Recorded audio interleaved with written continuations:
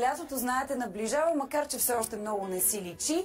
И днес в минутите за здраве ще си говорим за сърцето и това как му влияят високите температури, бирата и станалите модерни напоследък ледени душове или ледени вани. За целта съм поканила кардиолога доктор Алдин Али, който е завършил медицина в Германия, но се връща в родината и практикува тук у нас, за да ни помага. Преглежда обаче безплатно там и мечтата му е скоро това да се случи и у нас. Здравейте, доктор Али, добре дошъл. Здравейте, благодаря ви за поканата и добро утро на вашите зрители. Благодарим ви и ние, че сте тук при нас, за да обсъдим наистина много важната тема, предвид, както вече казах, затоплянето на времето, високите температури, бирата, която се увеличава консумацията й. Но нека първо да ми разкажете, в действителност ние, българите, продължаваме да бъдем така небрежни към здравето си и в случая към вашата специалност кардиологията. Да, България е в една от водещите позиции по сърдечно-съдови заболявания в Европа. За щастие вече мисля, че сме на второ място.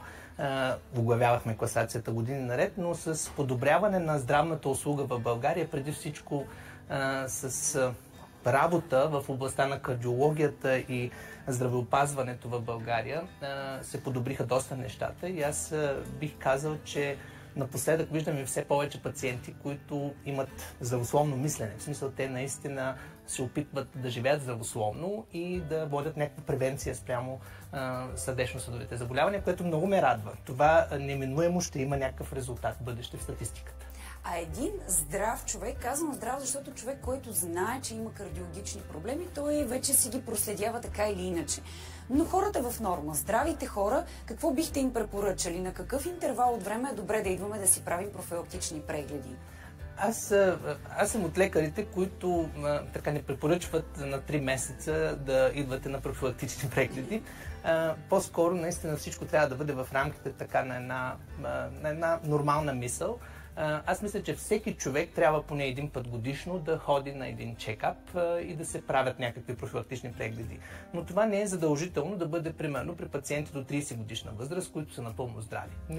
Не се налага тези пациенти всяка година да ходят на някакъв сърдечен преглед, но след 30-та година, особено след 40-та година, е препоръчително да се ходи по нея. Има ли разлика, възрастова разлика при мъжете и жените? Защото съм чувала, че при кардиологичните проблеми май там, за съжаление... Преди бяха опетнени мъжете, че обикновено мъжете боледуват от инфаркт. Това се промени в рамките на годините и жените почти достигнаха процентите на мъжете. Това се дължи на това, че жените все повече се хвърлиха в работната среда и този стрес, който се насложи над жените, плюс семейството и работата, като цяло имаме все повече жени пушачи, които се подлагат на рискови фактори, така че в рамките на годините наистина жените почти настигнаха статистиката и имаме доста жени, които също преболедуват инфаркт или сърдечно-съдови заболявания. Тоест, абсолютно си остава значим фактор стресът, който е една от основните причини да се стига до... През жените по-скоро с настъпването на менопаузата се засилват нещата и наистина така след този период при жените се наблюдава една промяна изцяло на тялото и на кръвното налягане. Добре, да поговорим сега за високите горещите температури, тъй като, както споменах, навлизаме вече в така мечтаното и чакано лято, но защото може да се окаже доста опасно за много от нас?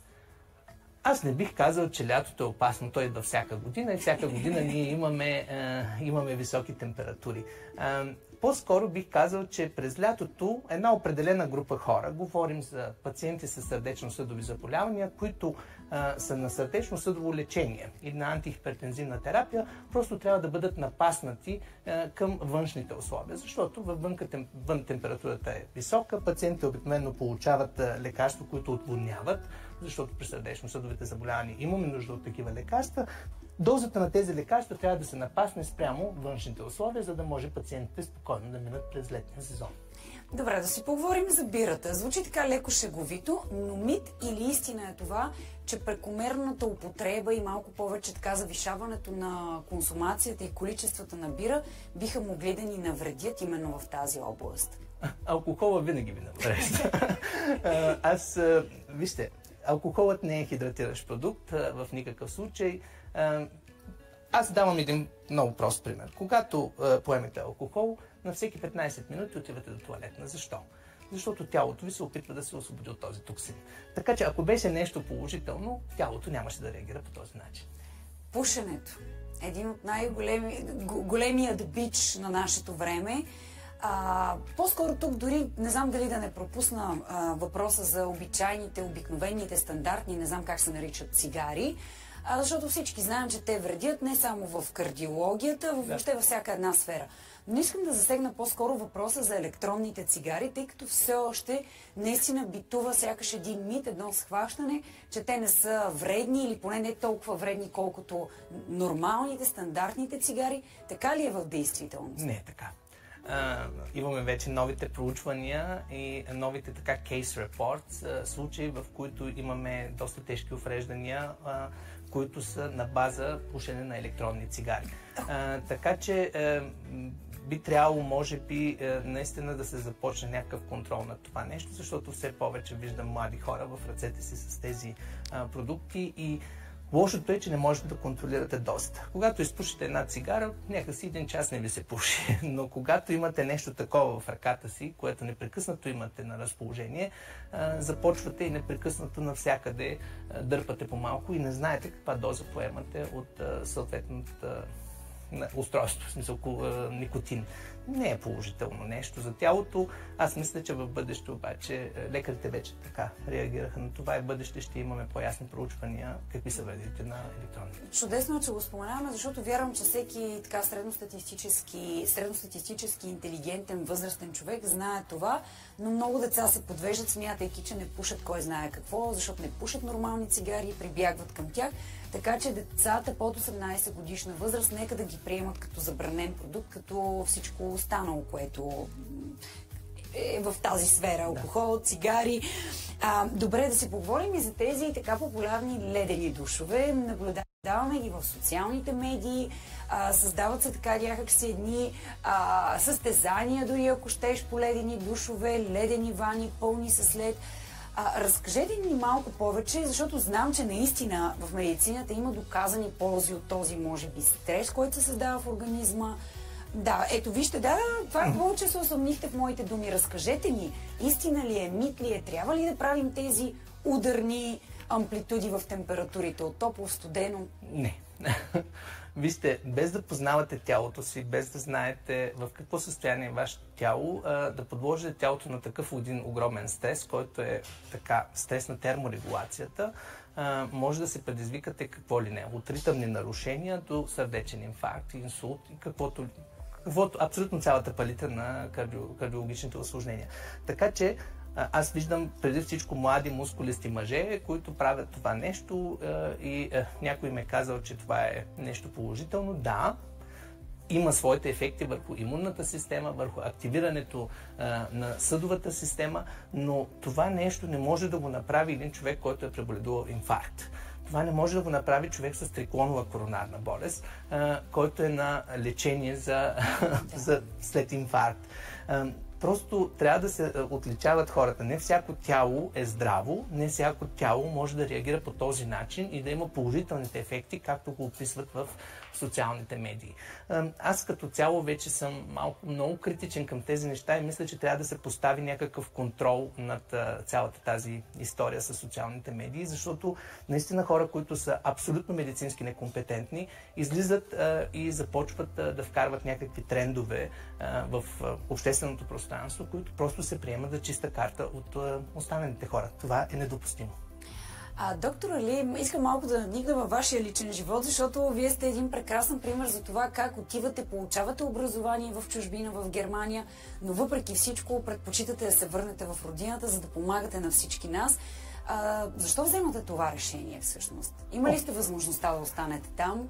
Аз бях си останал там. Аз бях цели 22 години в Германия. Имам своя дом там все още. Имам своите позиции. Съм лекар на държавния департамент. Трябва да давам дежурства от време на време в Германия. По-скоро това беше пандемията. Пандемията беше отключващото нещо. Имах нужда малко от свобода. и да отида някъде да си почина. И реших след толкова години, защото аз заминах на 17 години и половина в Германия, след толкова години просто да си дойда в България, за да си почина. И тогава се запознах с страхотни хора в България. Намерих една прекрасна среда и в същото време помогнах на хора, които реално погледнато, ако аз не бях тук, днес нямаше да бъдат между живите. И тази благодарност от тези хора ме накара да помисля да остана още една година. И след това срещнах любовта. И така се оказаха, така се завъртя живота, че ето минаха вече 3 години и половина, почти 4-та година. Аз съм в България, имам собствен център и бих казал, че съм успешен. Чудесно, сигурно съм от всичко това, което чувам, че сте изключително успешен, имате много благодарни пациенти, но вие предполагам самия също сте благодарен за това, че живота и кариерата ви среща с светило отново в областта, професор Иво Петров. Работите с него рамо до рамо. Разкажете ни какво научихте от него. Иво, ако започна да разказвам за него, мисля, че няма да ни стигне предаването. Много рядко можете да бъдете впечатлен от един такъв човек или от колега. Аз имам доста висока летва, защото съм бил години наред в един от асистентите и студентите на професор Катос, който всъщност е откривателя на протеина тропонин и с него поставяме диагнозата инфаркт. Така че съм виждал много светила в кардиологията и съм бил до тях. Но Иво ме впечатлява, той за мен е едно световно светило, ме впечатлява с професионализма си и с прецизността, с която работи. Той е много добър приятел, много добър човек и в същото време той е наистина един лекар от сърце. И аз се радвам, че имам възможност. Имах възможност и все още работя с него. Ние сме близки приятели. Това изключително много ме радва и имаше момент, в който бях се замислил да се върна в Германия и бях седнал на неговото диванче там в офиса и той ми каза: Ауди, моля ти се, примисли го, остани. Ако и ти заминеш, ако и аз замина, какво ще правят тези хора в тази държава? В смисъл, ако ние всички вземем това решение да заминем, на кого ще оставим тези хора? И това беше денят, в който аз взех решение да остана завинаги. Така че Иво играе огромна роля. Благодарим и на Иво, и на теб, че светила като вас са останали тук в България, за да помагат. Но защо заедно решавате да помагате на хора в Албания? Защо точно там? По принцип, аз не се концентрирам само върху това, но за мен хората, които нямат достъп до специализирана медицинска помощ или хора, които са в бедни региони, мисля, че един път годишно всеки лекар би трябвало да им дава възможност те да имат достъп до така по-висока медицинска услуга.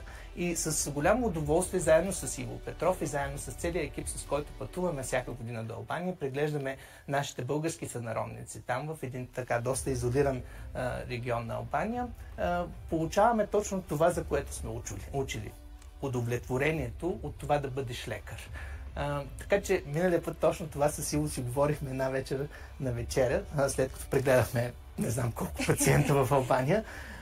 И той каза: Ауди, някак си по друг начин се чувствам, когато направим нещо такова. В смисъл, и аз казах: да, професор, и аз така се чувствам. Затова го правим и ще продължим да го правим и не само в Албания. Ще продължим да го правим и в България много скоро. Чудесно. Когато това се установи и когато стане практика, ще ви чакаме отново заедно тук с професор Иво Петров, за да ни разкажете и за тези подозирани, имате предвид безплатни прегледи, които бихте искали да прокарате и в нашата здравна система. Да. Благодаря ви. Бъдете здрави, за да помагате и на всички нас. Благодаря. Благодарим ви, а вие останете с нас.